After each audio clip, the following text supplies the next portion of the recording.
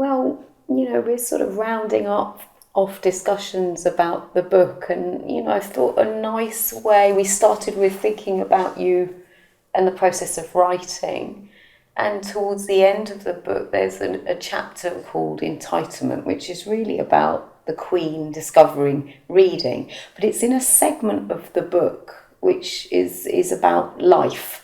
It has a really different quality about it. I mean, the application of psychoanalytic ideas to our social, political world. Can you tell me how that part of the book came into being?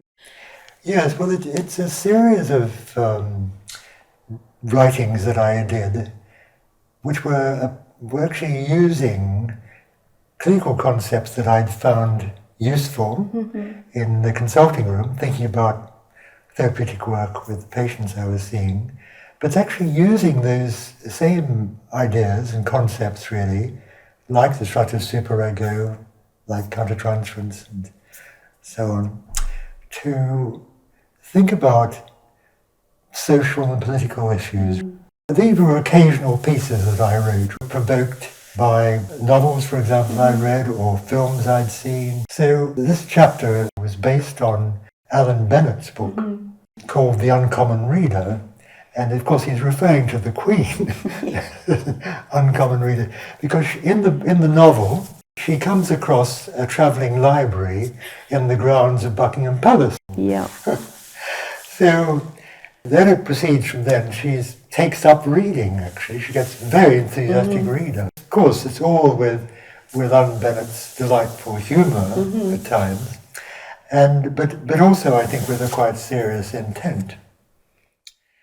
And basically, it's showing how the Queen, in her rather very special position, especially one where, as she comes to say, as a result of her reading, she says, well, I had no experience of not being entitled. I mean, it's her reflections on the reading that are seen to be transformative, really, as the story goes on, how she becomes herself much more thoughtful about herself, aware, for example, how her courtiers and others have protected her over the years from any sense of having to think about other people much, really, the effect of others. She has one particular, the young fellow who she met in the travelling library, who's a footman of some kind, and she gets to know him a bit, really. But the politics in the palace don't like her involvement with reading or with this fellow, so they get rid of him, you see, and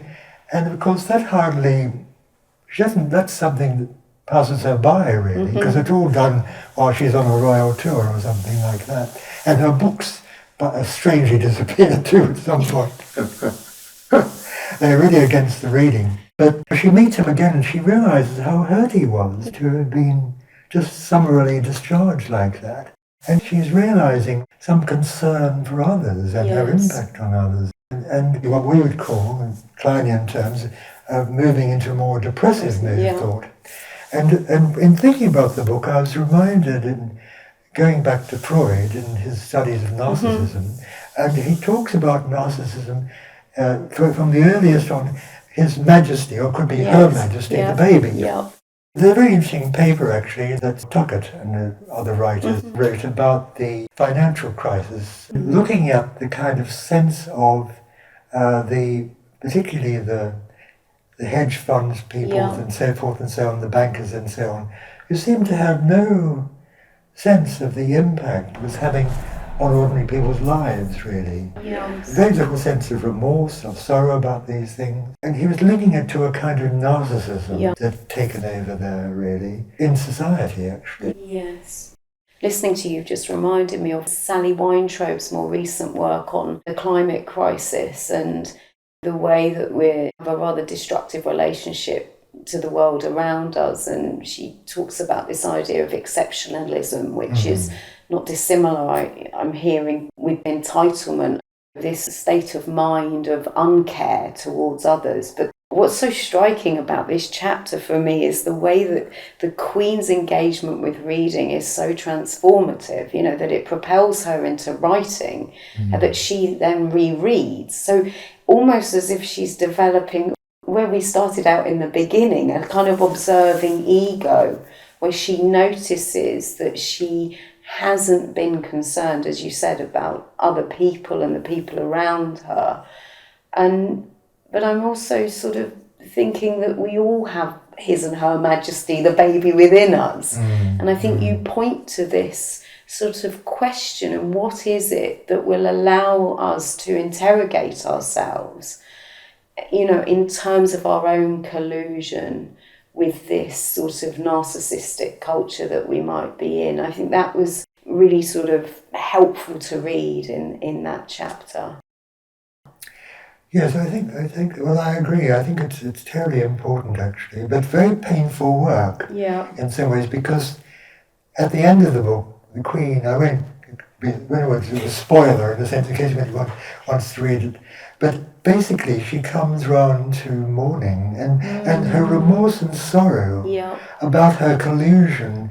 She talks about something like the government using her really as some sort of deodorant against the smell, really, of the crooks that she's been meant to celebrate and introduce and welcome and so on during her reign. So it's a painful process of mourning, really again, the turning a blind eye to one's own collusion with these sorts of things in that way.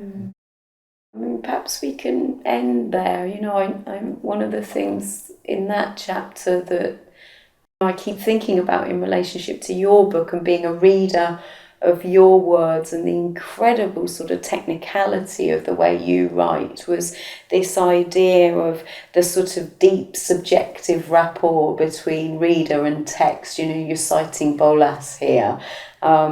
And certainly, for me as a reader, it's had a significant impact. Well, thank you again for actually discussing the book with me today, because you've raised things that I hadn't thought of, actually. It's been very interesting to hear your own take on it, actually, and the sort of things that it's prompted in your mind and sparked and so on, that kind of way. So thank you very much for that. It's been really great talking to you, having looked at the book again, just lots of new things, and, this will be an ongoing conversation, I think.